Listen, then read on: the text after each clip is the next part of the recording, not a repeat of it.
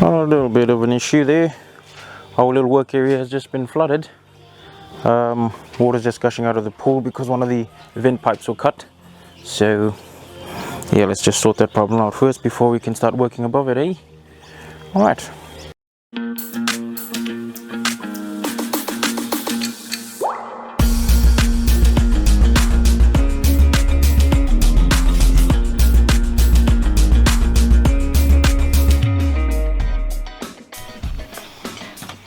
Oh man, alright.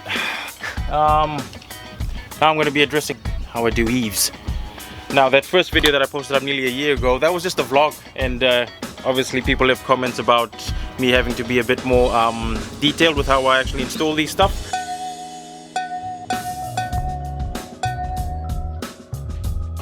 Thanks for those comments, by the way. On this job, it's not that big. I'm going to be doing it by myself. It's easier with two people, but hopefully you'll see the method on how I install it. So the first thing that we're installing here is our eave sheets. They're about, I think they're 450 by 4.5 mil thick by 2.4 meters in length. And the first thing we're going to be doing here is framing out for our fixings for the eaves.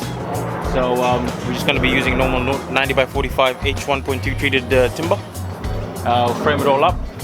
The first thing we do is that we level it. Our height is determined by the little metal fascia. That's where our height is determined from. And the blade that I'm using in my skill saw is a fiber cement blade, so it's a diamond tipped blade. The teeth is a bit different. It's not like a normal saw blade where it has heaps of teeth. These ones here have like at most 5 teeth in it.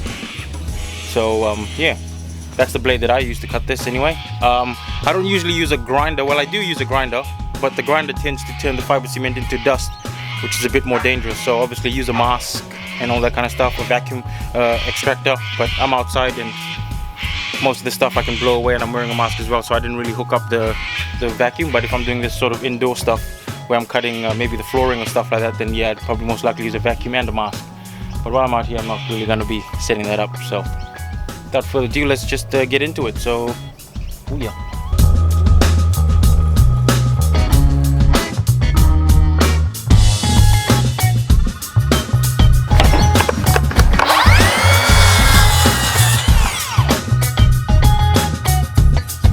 Pretty much nail that level. Then we just connect.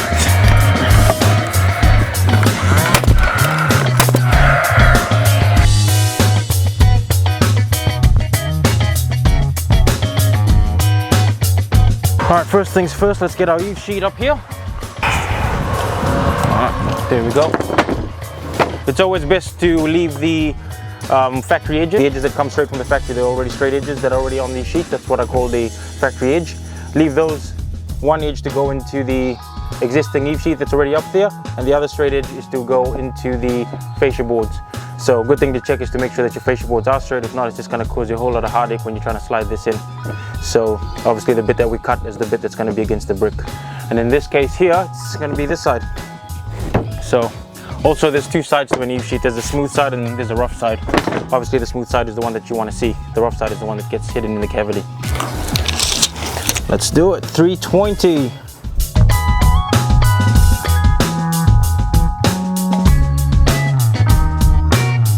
This is where we take our skill saw with the diamond blade in it, and we use that to cut it.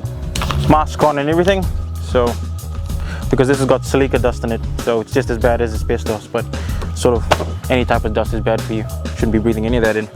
Anyway, let's go! Let's go, Kermit the Frog!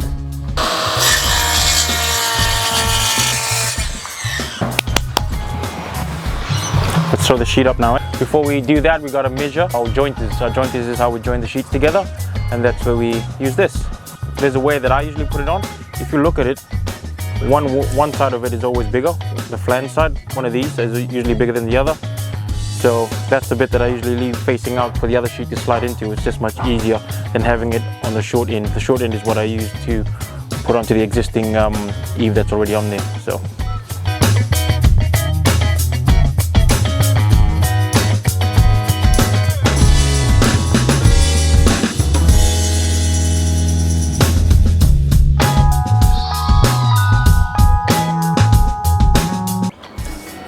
The the method that I use to put up these sheets by myself. Holding it square like this, lean it up against the fascia like so, wait until it clicks, and then I just push it in slowly, keeping it square. Voila! Just a little bit of jiddly doos. Then once that's done, I hop into the middle, use my clouts, and just nail it up.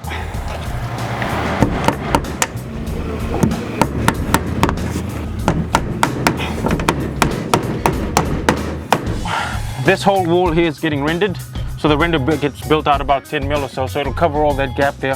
But usually you'd get your quad to go on there, around the edge there, to finish it off. So, another comment that I was getting asked. So anyway guys, that's how I get the eaves up, that's how I do the eaves. Hopefully I addressed a lot of the comments that came up. Let me know if this was a better video or not, if it helped you out. But yeah, in any case, I'm going to end it there because all it is just the same process all the way around the rest of the house, and I'm pretty sure you guys don't want to see all that, but don't worry, at the end of this video I will be showing the finished product. But yeah, hope to get you guys on the next one, guys. Thanks for watching. See you for now. Bye.